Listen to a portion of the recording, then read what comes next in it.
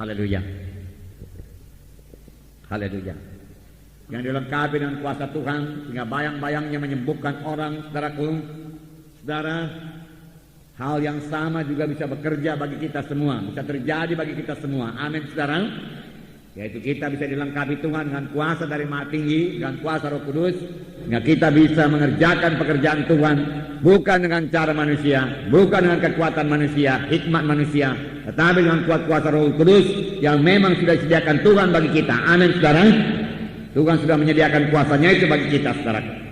Kita membaca Kisah Rasul pasal 2 ayat 14 sampai 18. Kisah Rasul pasal 2 ayat 14 sampai 18. Saya baca satu ayat, saudara baca ayat berikutnya. Mari saya mulai.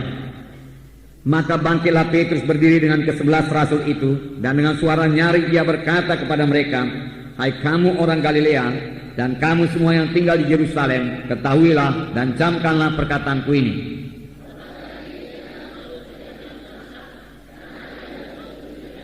Tetapi itulah yang difirmankan Allah dengan perantaraan Nabi Joel.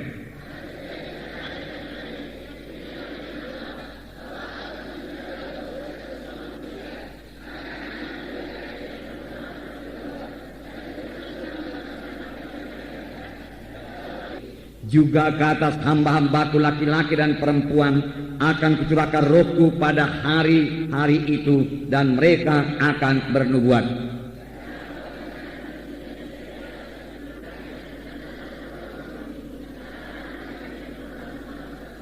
Ya, sampai situ dulu.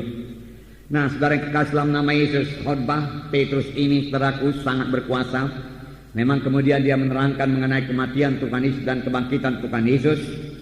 Dan akibatnya, saudaraku, 3.000 orang bertobat pada hari yang sama. Di pagi hari itu dia berkhotbah, saudaraku, 3.000 orang dibaptiskan, bertobat dan dibaptiskan pada hari yang sama. Boleh jadi pada siang hari, boleh jadi pada sore hari, saudaraku. Nah, ini terjadi setelah Roh Kudus memenuhkan Petrus. Perubahan yang luar biasa terjadi pada Petrus,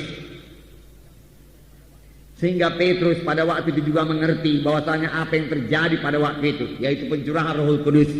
Pada waktu 120 orang berkumpul di bilik atas, lalu satu deru angin keras memenuhi ruangan itu, memenuhi seluruh Yerusalem juga. Lalu hinggaplah lidah-lidah api di atas tiap-tiap orang, dan mereka semua penuh dengan Roh Kudus. Dan mereka mulai berkata-kata dalam bahasa-bahasa yang lain, seperti yang diilhamkan Roh kepada mereka untuk mengatakannya. Lalu semua orang terheran-heran. Minggu yang lalu sudah kita baca, karena mereka mendengar orang-orang ini berbicara dalam bahasa-bahasa di mana mereka telah dilahirkan.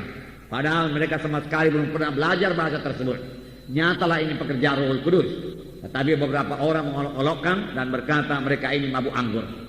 Segera Petrus berdiri dan berkata, mereka ini bukan mabuk anggur, tetapi inilah yang dikatakan oleh Nabi Joel. Inilah kegenapan nubuat Nabi Joel tersebut. Pada akhir zaman dia katakan, ya, aku akan mencurahkan rohku ke atas anak-anakmu laki-laki, perempuan, sehingga mereka itu akan bernubuat, teruna-terunamu akan melihat penglihatan-penglihatan, tua-tuamu akan mimpi berbagai-bagai mimpi, dan kata hambaku laki-laki dan perempuan akan curahkan rohku pada waktu itu, dan mereka akan bernubuat. Lihatlah, saudaraku, Petrus segera mengerti, saudaraku, nubuat Nabi Joel. Dari dulu-dulu, saudaraku, dia tidak mengerti. Ini bukan mabuk anggur, dia katakan. Ini adalah pencurah Roh Kudus. Petrus berkata, nah, saudaraku, Roh Kudus itu luar biasa. Roh Kudus itu Allah sendiri, amin. Itulah yang diberikan kepada kita, diberikan Tuhan kepada sidangnya, saudaraku. Dan Petrus berkata, anak-anakmu laki-laki dan anak-anakmu perempuan akan bernubuat, sesuatu yang sebelumnya belum pernah terjadi. Roh Kudus dalam perjanjian lama hanya dicurahkan kepada nabi-nabi, raja-raja, imam-imam. Rakyat biasa tidak menerima Roh Kudus. Dia dibaptiskan, dipenuhkan dengan Roh Kudus. Tetapi dalam perjanjian baru, saudara, Roh Kudus menerobos ke atas 120 orang, dan mereka semua penuh dengan Roh Kudus, dan hidup mereka berubah. Dan firman Tuhan berkata, anak-anakmu laki-laki perempuan akan bernubuat. Saudaraku, ini belum genap dalam hidup kita, saudaraku. Biar kita rindu, lapar dan haus. Amin, saudara. Ya, firman Tuhan minggu yang lalu mengajak kita supaya lapar akan perkara-perkara rohani, haus akan perkara-perkara rohani. Seberapa besar kehausan kita akan perkara-perkara rohani, sebegitulah berkat Tuhan yang diberikan Tuhan bagi kita dalam perkara-perkara rohani. Amin. Kalau kita pun tidak merindu terhadap perkara-perkara rohani, maka merasa puas akan perkara rohani. Saudara, secara dunia saja kalau orang tidak haus tidak bisa dikasih minum, saudara. Tetapi kalau saudara lihat orang yang haus, saudaraku, haus sekali, saudara, apa saja pun bayarannya, dia mau membayarnya. Asal saja kehausannya itu dapat dipenuhi, saudara. Oleh sebab itu mari kita haus akan perkara-perkara rohani. Saya katakan hari minggu yang lalu, haus akan urapan Tuhan, haus akan tanda ajaib, tanda mujizat, ya. Haus akan perubahan dalam hidup kita ini, ya. Kenalah kemiskinan kita akan perkara-perkara rohani, sehingga kita haus, baik kita dikenyangkan, baik kehausan kita itu dicukupi Tuhan. Firman Tuhan berkata, berbahagialah orang yang lapar dan dahaga dan haus akan kebenaran, karena mereka itu akan dipuaskan. Nah, mimpi, berbagai-bagai mimpi, melihat penglihatan. Biar kita pertama-tama peka akan hal seperti ini.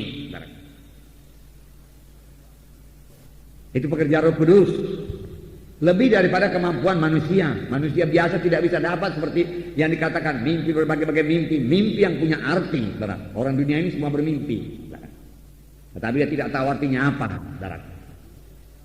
Tetapi sama seperti Yusuf, saudaraku, mimpi Firaun pun bisa ditafsirkannya dan membawa keuntungan baginya, saudara.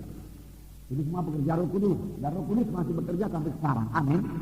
Roh Kudus masih memberitahu perkara-perkara yang akan datang sekarang ini, saudara. Ya.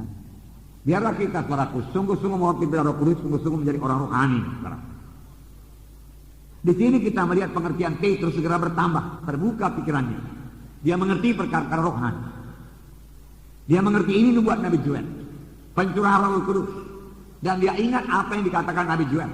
Firman Tuhan sampaikan Nabi Joel, pada akhir zaman, hari-hari terakhir mencurahkan Rohku, pemuda-pemudamu akan bernubuat, dia katakan, ya, melihat mimpi, penglihatan dan lain sebagainya. Dia tahu terus, saudara.